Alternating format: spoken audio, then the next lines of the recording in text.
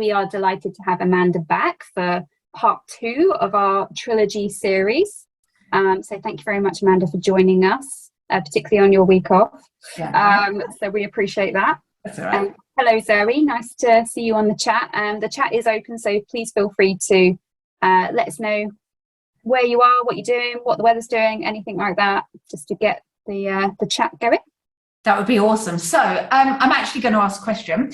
Great. Is this your first time with me? Are you a newbie, or did you come to the last webinar? And are you an old timer? So let me know in the chat box. Are you a newbie or are you an old timer? Please. And all of you have to answer, so I know who's on. And if I have to do this lengthy, like this is who I am and what I do, or if we can just skip that and go to the good juicy bits.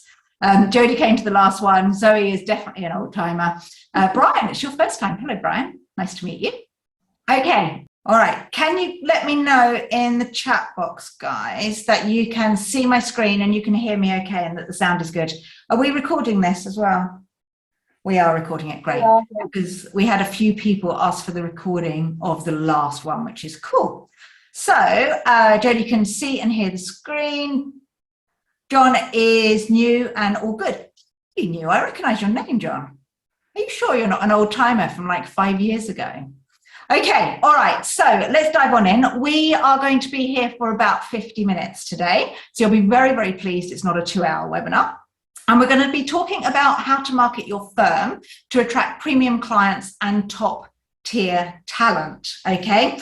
So if we have a look, what we're going to be looking at is making sure that you have your firm in a way, like positioned in a way where you are getting the cream of the crop. So one of the biggest problems that I see accounting firm owners have is that they struggle to get really good talent and they take on any client. And that's because there isn't a method in the way of getting clients. So I'm going to be sharing with you today a method to get clients and hopefully get rid of some of the overwhelm and the fear. I would love you to put into the chat box, on a scale of 1 to 10, how confident are you with marketing your firm, with 10 being like, I'm super confident, and 1 being, I'm not confident at all. If you could let me know, so I can kind of get an idea of where you sit on that spectrum. Brian's a 3, Fozia is a 4, 7, Dean's a 7, that's great.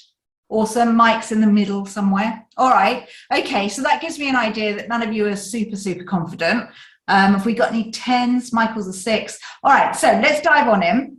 If you have any questions, please put them into the chat. You've been chatting, which is amazing. I can answer questions as we go through. No question is too silly, by the way. I know absolutely or very little about accounting. I would ask you to get clarity. If you need clarity as I'm going through, then please ask me a question and share your thoughts, okay? No question is too silly. All right, so what is marketing? Well, marketing is an action taken to bring attention to your business offerings. So marketing is something that you do. It's an action. And what we do is we do marketing so that we can go, hey, look at who we are. Please, can you buy from us? That's basically what marketing is. And your job as the business owner is to get and keep a client. Okay, so if we go back and look at marketing as an action to bring attention to your business offerings, your job is to get those offerings in front of a client, to get them and keep them. If you, and here's a bit of a wake-up call, and I'm saying this with love, if you want to do bookkeeping or accounting work, you're literally your own employee, because running a business is not about doing the actual work all the time. You have to be working on the business, and marketing is a big, big part of working on the business, okay? So if you set up your practice and you were like, I just want to do the bookkeeping, I love it, I just want to do accounting, I absolutely love it, you're going to struggle because you can't avoid the fact that you need to do marketing, all right? So what we want to do, and we spoke about building a brand in our last webinar, hopefully if we can still get a recording of that to you if you haven't seen it, but what we want to do is we want to build a brand, and that training was in the last one. We're going going to talk about today attracting a market. We're going to talk about how do we get our ideal client towards us. And the other thing that we're going to touch on is how to get top tier talent, because we have to look attractive to attract the top tier talent as well as the ideal premium client. Okay, if you're not attractive and attracting these people, you're not going to have the practice that you want. And then finally, we make a sale. Now, so many of you are like, I need more clients, and you miss out the most important part, which is the branding, and then taking that brand to market. So we build a brand, attract a market, and then we make a sale. We don't go for the kill with making a sale. Okay, so let's recap on brand for those of you who weren't in the last webinar, and recap because if you see something once, you don't actually see it. Here's a statistic for you. You have to see something 7 times to see it for the first time. Okay, so recap on brand. A brand is the entity developed by a business to shape the perception and build the reputation of the business in the market. So you need to purposely decide how you want to show up and how you want to be perceived and how you want to be seen as relevant and resonate with your ideal audience. You have to decide that. If you don't decide that, your ideal client is going to decide it for you. Okay, so that's what brand is. And what we have to do is make sure that we build a brand over a period of time. Okay, so building a brand doesn't happen overnight. It's about creating a consistent message. So the key thing here is that brand building takes a couple of years. And the reason why it takes a couple of years is because we actually have to consistently deliver on that message every day to build trust. And if you think about how long it takes for you to meet your partner in the world. So I talk a lot about marketing and branding being very much about meeting your husband or your wife, okay? And when you first meet your husband or wife, maybe down the pub or at a party or online, that's done even more and more now. When you meet them, you don't trust them. You have to get to know them. You have to get to like them. You have to get to trust them. And then maybe you'll ask them to marry you. And then you'll spend the rest of your life together. Or maybe you'll spend the rest of your life together without getting married. It takes time to get to that stage. That trust factor builds every single day when your partner says they're going to do, they say they're going to do something and then they follow through. And if that trust is broken, then you're like, I'm not sure if I like you anymore. I'm not sure if I want to be around you anymore. It's exactly the same for marketing. So marketing relationships with your potential clients and your potential team is actually very, very similar to the relationship that you have when you meet your partner and you have a boyfriend or a girlfriend and you build that trust relationship. And just like how if you were to do online dating, you would have a personal, like you'd have your own persona and you'd show up a certain way online, you need to make sure that your business does that too. All right, most importantly, you have to deliver on that message time and time again. That's how you build trust. Like I said, if you were marrying someone, you'd have to do as you said that you were going to do. If you break that trust all the time, what's going to happen is you're going to wear away any of the relationship that's been formed between you. It's exactly the same with your potential client and you as a business owner. Okay, so what we need to do, for some reason, here we go. What we need to do is understand that marketing is split into 3 different sections. Okay, so you've got brand, marketing, and sales. Inside marketing, there's 3 pillars that you really have to understand, and it breaks marketing out. The first is strategy. The first thing that we have to do is build a strategy. The second thing is have tactics. And the third thing is use tools to get the tactics out there and get the tactics working and implement the strategy. Okay, and I'm going to go slowly today because what I want to do with you today is actually get you to understand how marketing works, because from that you can then take action.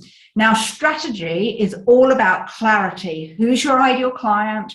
How do you want to get in front of them? What are their pains? It's all about understanding your ideal client. Tactics and tools can lead to overwhelm. Okay, and I'm going to give an example of what that looks like. So if we were to look at doing tactics, marketing tactics, Here are some options. We've got SEO, Facebook advertising, TikTok, write a book, LinkedIn, blogging, events. Who's starting to feel overwhelmed? Instagram, email marketing. Who hates the thought of doing marketing right now? Networking, Twitter, videos. Are your stress levels going up? Telesales, direct mail, Facebook organic, website, podcasts, Google pay-per-click, YouTube. Okay, who's getting stressed? Write in the chat box if that, looking at that makes you go, I don't want to do marketing. Just let me know. Write the word stress in the chat box if that stresses you out. Okay, so these are not all of the tactics, by the way. I've literally just given you a few different tactics. And what we need to do is understand that, where Fazia said stressed, written in caps with an exclamation mark. All right, we have to understand that this is why you probably don't want to do much marketing, and I can understand that.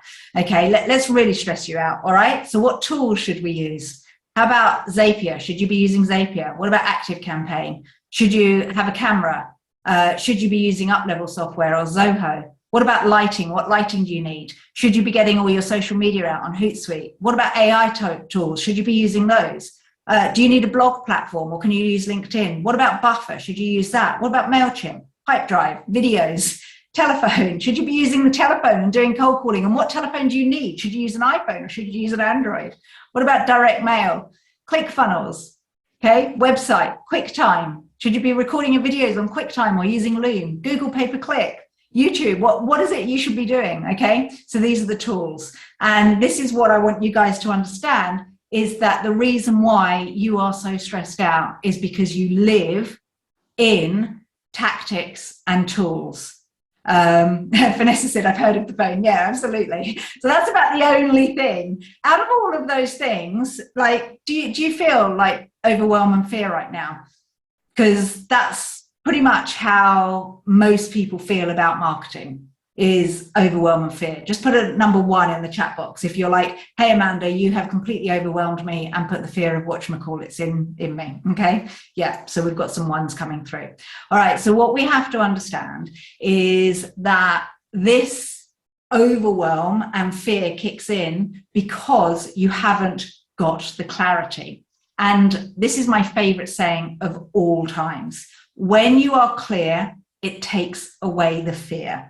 And I don't know if I made this up. I think I did, because it rhymes. But I think I made this up because I say it all the time to myself. Amanda, if you're fearful, if you're scared about something, it's because you don't have clarity. You don't have clarity on why you should be doing it. You don't have clarity on what you should be doing it. You don't have clarity on how you should be doing it. And if you are fearful, then it's because you do not understand.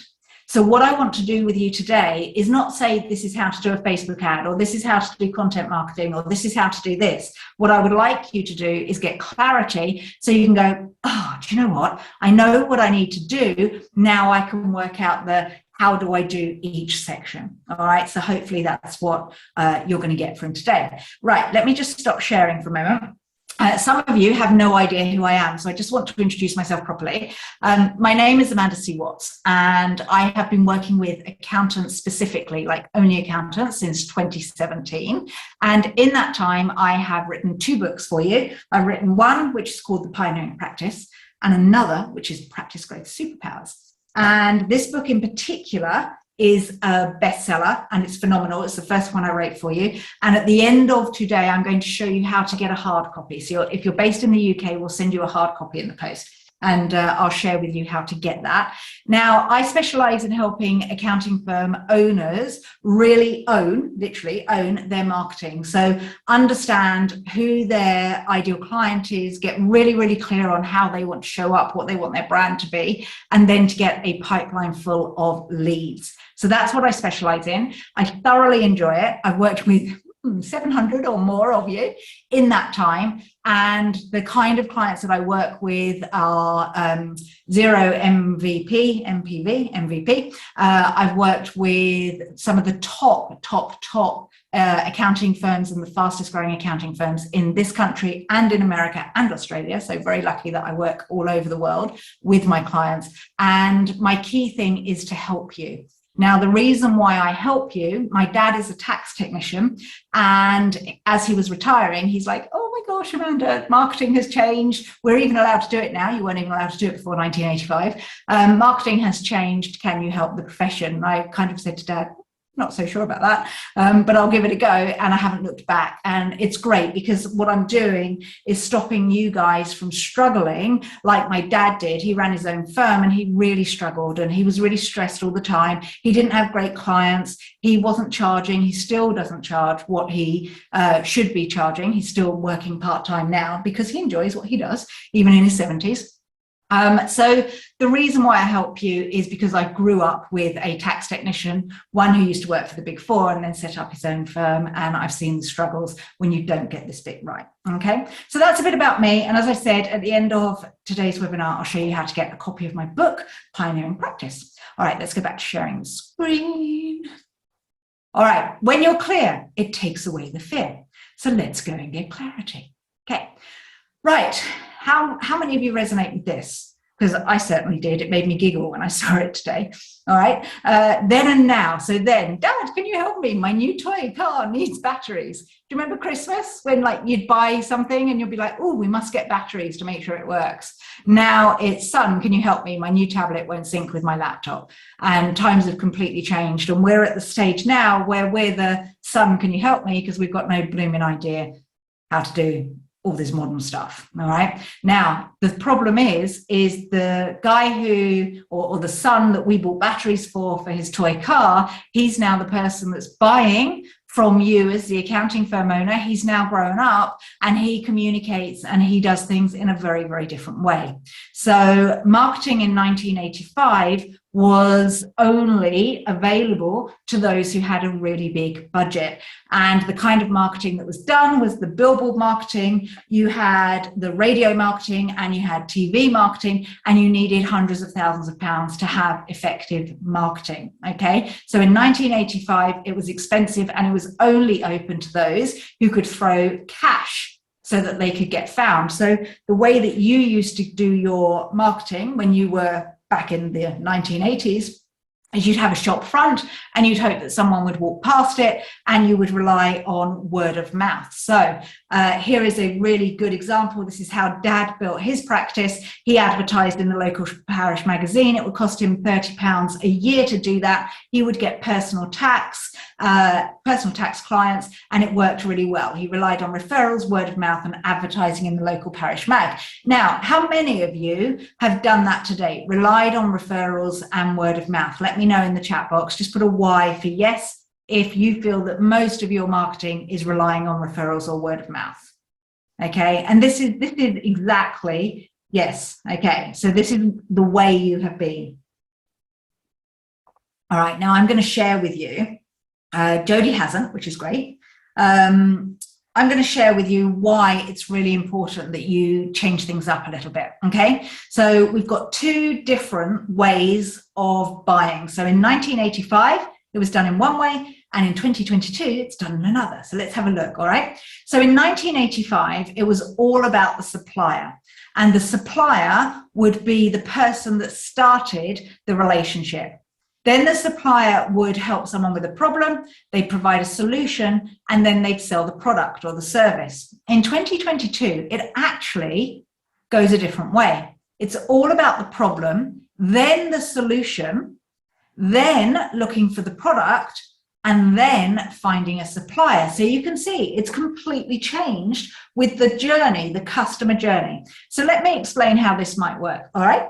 So in 1985, if I was going to buy something, let's say I was going to buy a washing machine, for example, I would be triggered by an advert on the radio or in a magazine or on a billboard to tell me where to get my washing machine. So I would have had seen, as I've driven along the A25, I'd be driving along the A25 and there would be a big billboard, and on that billboard, it would say Currys, for example, okay? And I would see that billboard every single day. Then what Currys would also do is advertise on the radio, and they would probably put an advert in a magazine, and they would also be on the TV.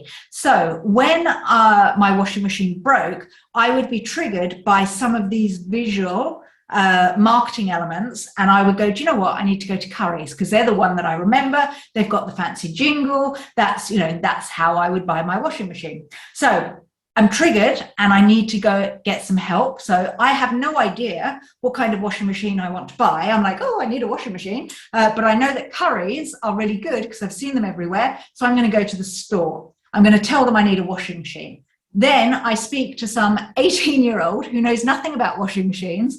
And he tells me that this one's the cheap one, this one's the medium price one, this one's the expensive. And I really recommend the expensive one.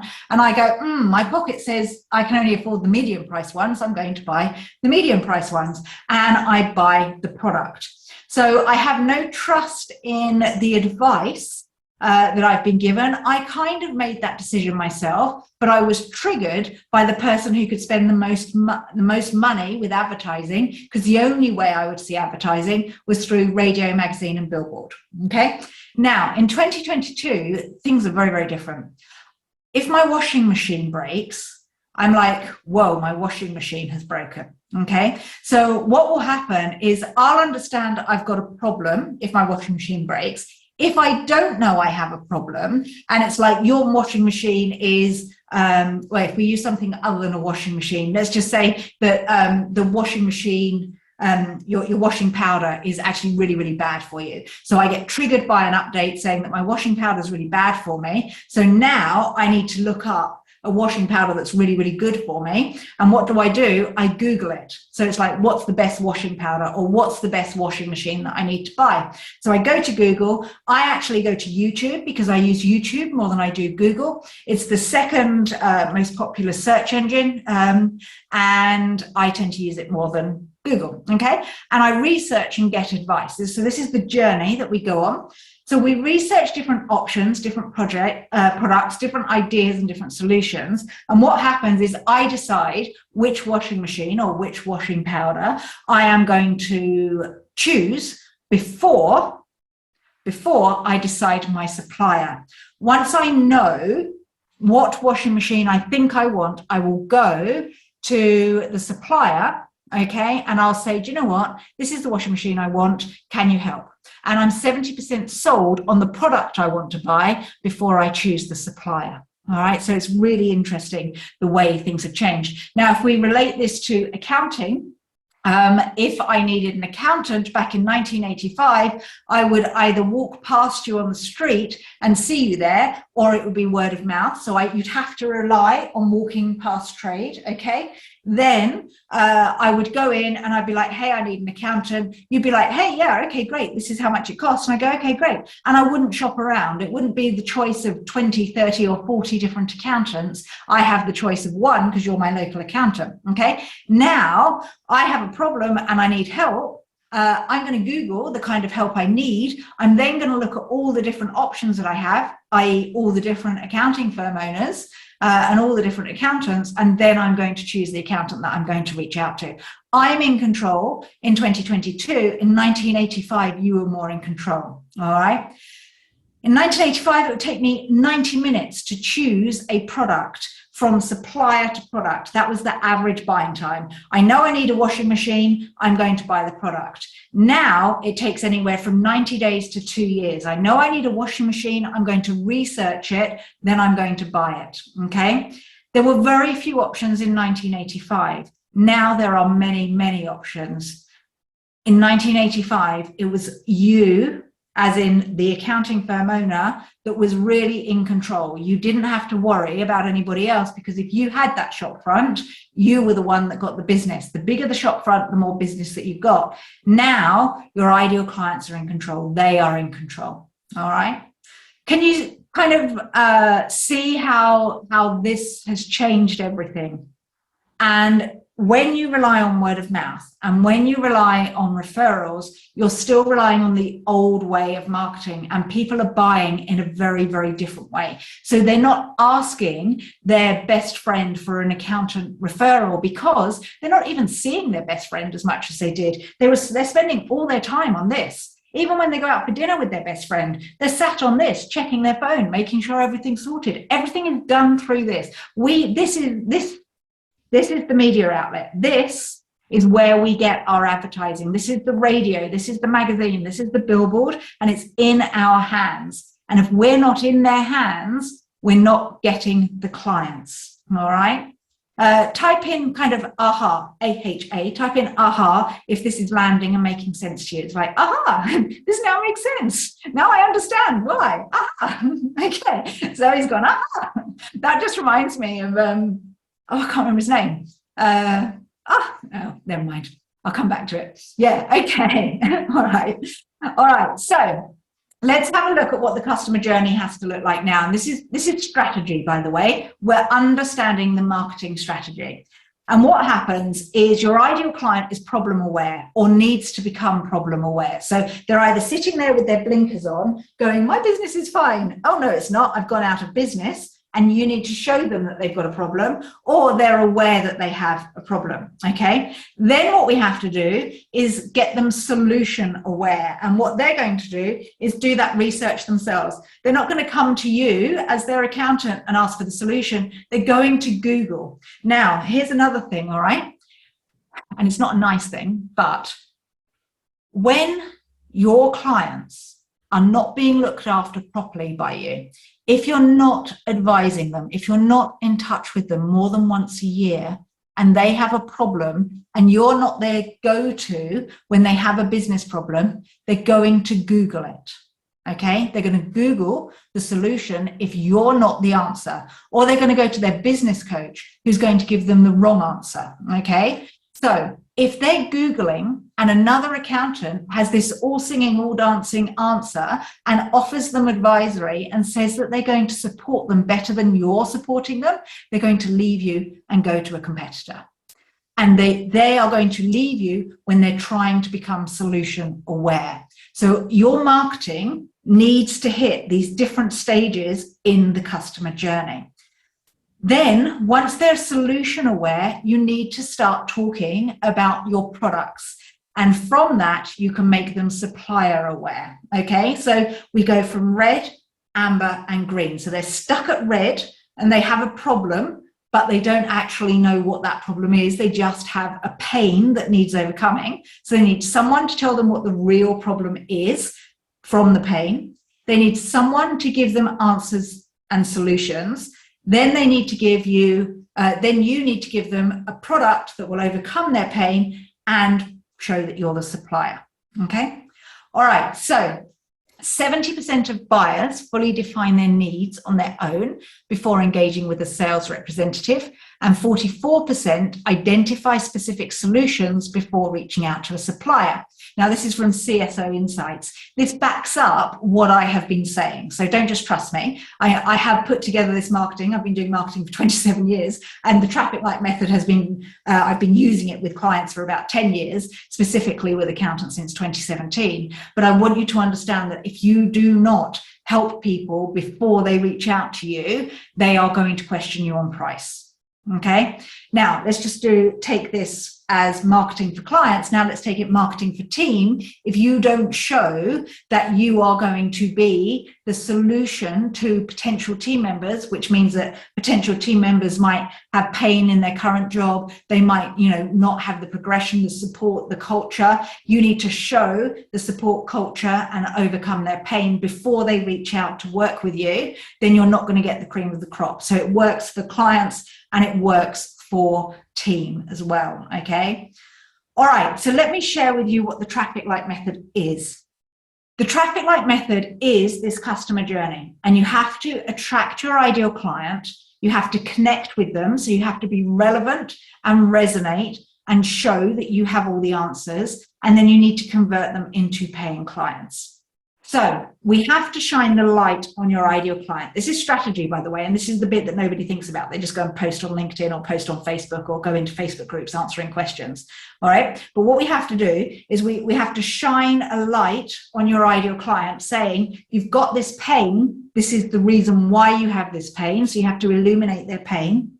Then we have to educate them so they overcome their pain. And then we have to get them to go, do you know what? I have this pain. I'm now going to move forward and I am going to think about working with you because you have helped me in the education process. And most importantly, you've shown me why I've got this pain.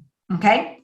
Then we have to understand that everything that we do with our marketing at the beginning of the customer journey has to be focused on your ideal client. So any marketing where you're talking about tax or your team or your business or reach out and buy my stuff, you're missing a huge chunk of the marketing strategy that means that you would get the client. So really, you're just going to be just noise, creating noise out there. And the kind of marketing that you have to do, especially around content marketing, is the awareness and the interest. So attracting people to you and educating them. That's really, really key.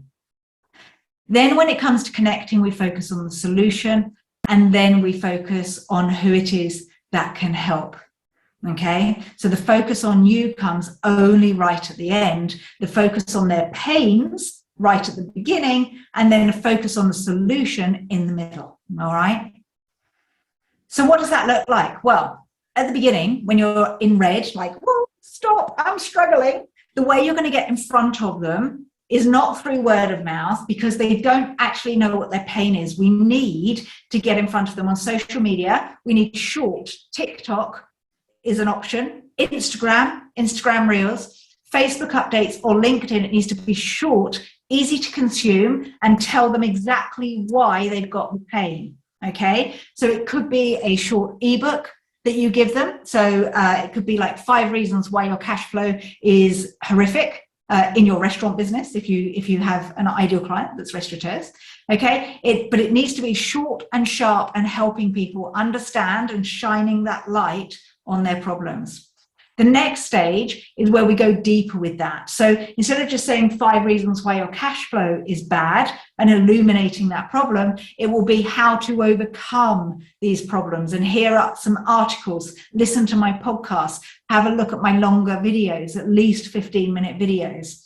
Okay, that way we're going to start to connect and show that you are the expert. This bit builds in the authority side of things. So the more people read your articles and your content, they're going to see you as the authority. Then what they're going to do is come to a webinar like this today, look at case studies, look at testimonials, look at your personal updates on social media, and they're going to go, do you know what? I'm ready to reach out. All right. And this is what the traffic light method is. And this is strategy. You can hear, like, I'm not talking about you need to use MailChimp or you need to use ActiveCampaign. It's all totally overwhelming. This is what is the strategy that you are going to implement? What is the thing that you're going to do? Okay. All right, so let's just have a look how this fits in the traffic light method, okay? So at the top, when people need to become problem aware, you need to be on social media. You need to look at, maybe it's the shorts on TikTok to get their attention, Instagram, Facebook, or LinkedIn, okay? It then takes to be solution aware. So you're looking at articles, podcasts, and longer videos. Then we get people to go, this is the product I want to buy, and I'm looking for a supplier. And that's where you have the webinars and the case studies, testimonials, personal updates.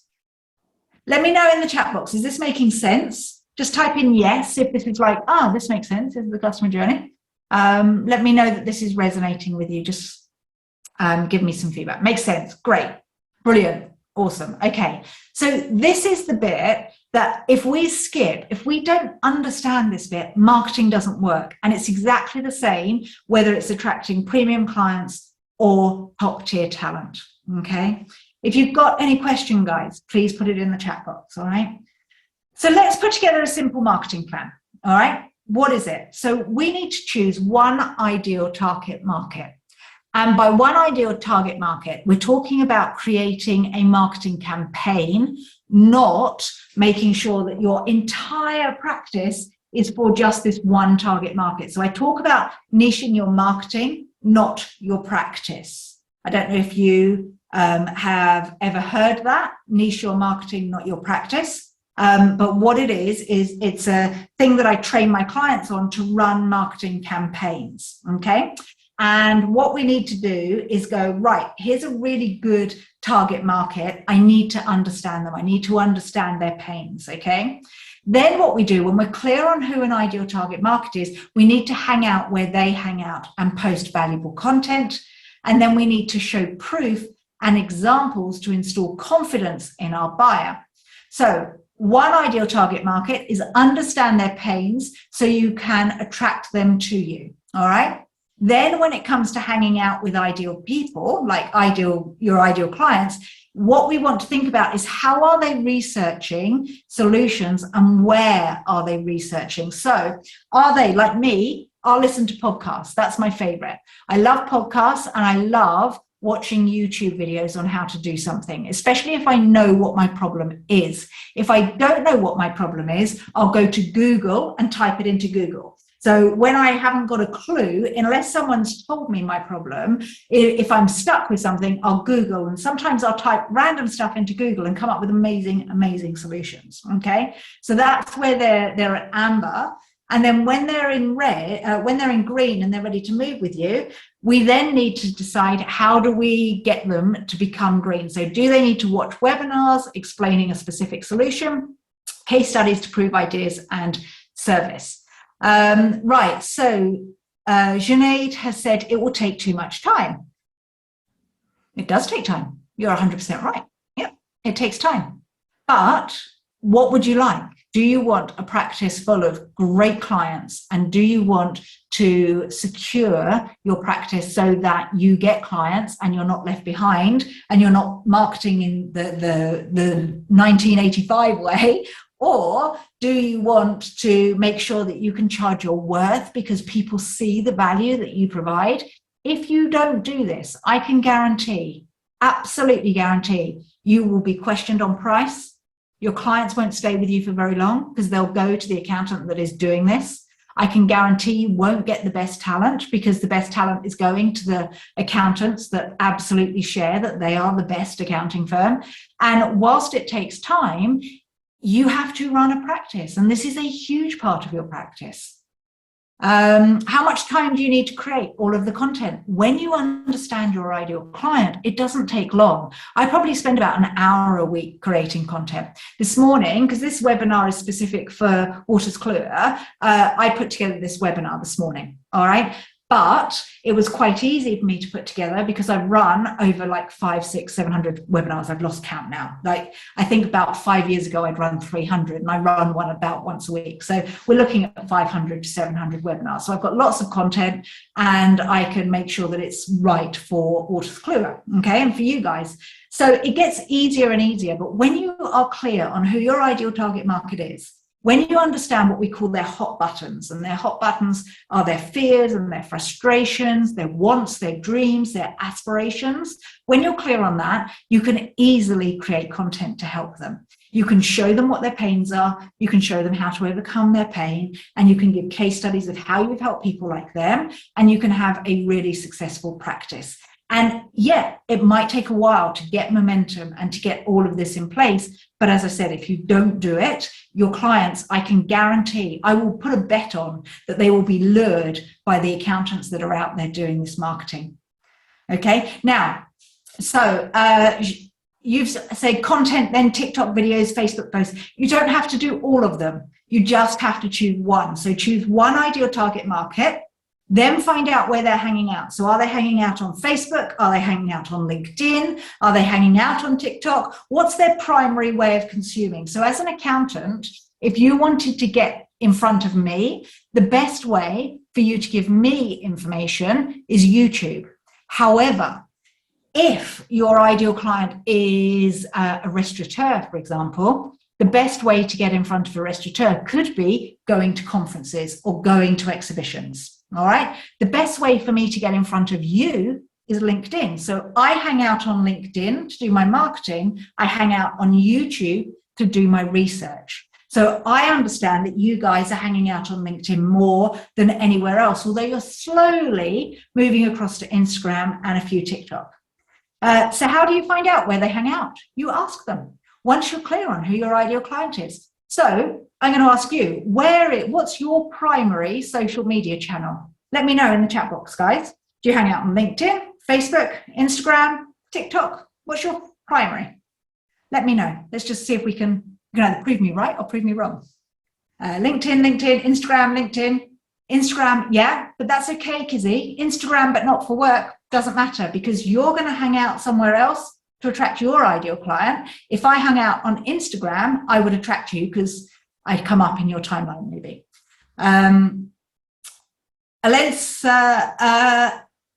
No, Zoom is not a social media platform. You can hang out on Zoom, but you need to get in front of people before they get onto your Zoom. So is it Facebook, LinkedIn, Twitter? Which one is it?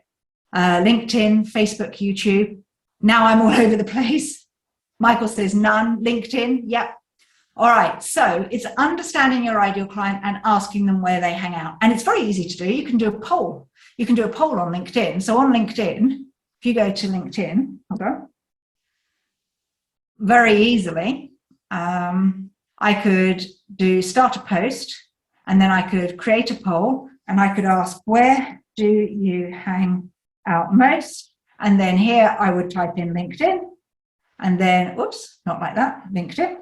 And then I put Facebook, and then I can do exactly the same on Facebook. And because I've built my audience of accountants, I can say, is it Facebook? Is it LinkedIn? Is it? And then you can say, this is where I hang out. And then I can go, do you know what? You're on LinkedIn more than anywhere else. I'm going to concentrate my efforts on LinkedIn. All right. Neve says, tend to lurk rather than hang out. Yeah, I'm a bit of a lurker. Unless I'm actually doing the posting, I kind of lurk. Yeah, all right, okay. Does that help? It's really what you have to do is understand who your ideal target market is, and then make sure that you're getting in front of them in the right place. That takes away all of the, what do I need to do? Do I need to do SEO? Do I need to do Google pay-per-click? Do I need to do Facebook, LinkedIn? It's like choose one target market, one platform where they're hanging out, specialize in one kind of media. So do you want to record videos? Do you want to write posts? Do you want to write articles? Do you want to do a podcast? What's your favorite way to create content? Don't create all content. So don't write a post one day, then do video the next day, especially if you're at the beginning of your marketing journey. Choose the one that you want. So who's your ideal client? What kind of platform are you going to hang out on? Is it LinkedIn, Facebook, Instagram, Twitter? It has to be where your ideal client hangs out. Okay. What is the mode that you're going to get in front of them? So are you going to do video? Are you going to do written posts? Are you going to do podcasts? Okay. So is it audio, video, or written? Get clear on that. And then the overwhelm disappears, because there's no point in you being on Facebook, going live every day, because your clients are on LinkedIn and you only like writing content. So what's the point in doing video? All right. So hopefully when you get your head around that, that will help. Now, I just want to recap on the customer journey and why marketing is so important. Okay. So your ideal client is lying awake at 3 o'clock at night. They're lying awake in bed and they have pains, and their pains are not what you think they are. The pains that they have are not, oh my gosh, how do I do a tax return? Oh my gosh, what do I do to get my Xero to link up to my bank account? They're not asking those kind of questions. These are the kind of questions. And if you're on the brand webinar, we touched on it there, okay? I can't afford to pay myself this month. Okay, this is the kind of things that your ideal clients are saying. I can't afford to pay myself this month. I can't afford to pay my team this month. How many of your current clients are worrying about these things? If they've been with you for a while, hopefully not, but this is what your potential clients are saying to themselves. I don't know how to get more money out of my business. I can't afford to pay my VAT this month. Not how do I pay my VAT, it's I can't afford to pay it. I don't understand where all my money has gone. How many of you have taken on clients and they're like, I've got no money for corporation tax, but I've earned all this money, where's it gone? They don't know where their money's gone. There's no way we can take the kids on holiday. This is what your clients are thinking, by the way, okay? I don't know how I'm going to pay for Christmas. This is their immediate thing. How are people going to pay for Christmas? I'm not going to be able to pay school fees next month. I'm so stressed, feeling poor and unhappy. This is what your clients are saying to themselves, potential clients. Okay. Now, the other thing as well is your potential team members might be saying the same thing. I'm stressed. I don't feel like I've got any money. I don't feel like I've got any future. I hate my teammates. I hate what I'm doing. I hate my job. So your marketing needs to go. If you want a job that does this, if you're struggling with this, it could be because of the culture where you're working isn't great. So what happens is these people go, I wish someone could help me. So they're feeling all this pain at 3 a.m, and they're sat there and they're looking at their Google and going, I wish someone could help me. And then they're on social media, they're scrolling Facebook, they're scrolling LinkedIn, feeling awful. And then you come along and they go, ooh, this person's interesting. They have some great ideas. Let me read this article and find out more. Oh, they have a webinar. I'm going to join that. And then what happens? Thank you. You understand my problems. How can you help me? And they reach out to you. Okay. Going back to the traffic light method and the way people buy, they're at red when they're awake at 3 a.m. They're at amber when they're doing the research, and they're at green when they're reaching out to you saying, I totally get you, get me. Now tell me how you can help me. Okay. And I'm going to leave you on this final quote, which is, you have to think of your business as a media company first, accounting firm second. We're not in 1985 anymore. It's not about who's got the most money to do a billboard advert or to be on TV or be on radio. It's actually free to do marketing financially. It's not free time. And you have to think of yourself as an accounting firm second and a media company first. Okay.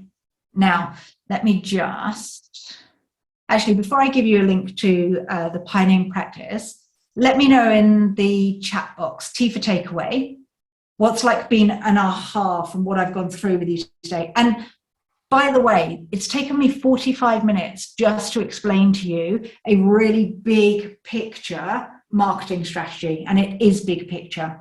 And the reason you're overwhelmed is because you're thinking all the time, tools and tactics, tools and tactics, tools and tactics. I'm hoping that today, from the big picture, you now can go, do you know what? I get clear on the steps I need to do. I need to find a way to show up in front of my ideal client. I need to hang out where they hang out, and I need to take them on that customer journey. Yeah, so Jody says, asking clients where they hang out, then we can do more marketing in that area. 100%. Niche your marketing, not your practice. Yes, absolutely. Thank you, Vanessa. Brilliant. Okay, let me grab a link for you while the rest of you are posting that. Clarity. Yes, you need clarity. It's so important.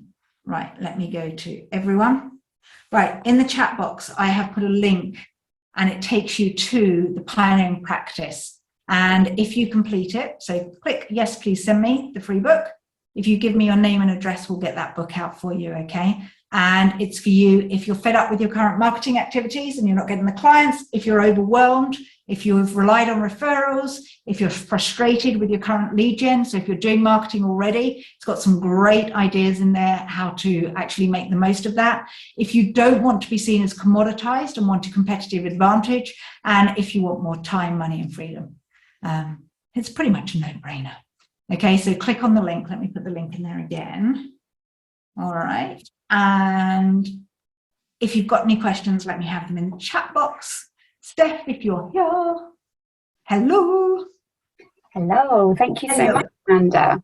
You're welcome. Marketing's massive. Like I could say this is how to do content marketing. This is how to do SEO. But we have to go with strategy first. And we have to understand that your ideal client goes on a journey.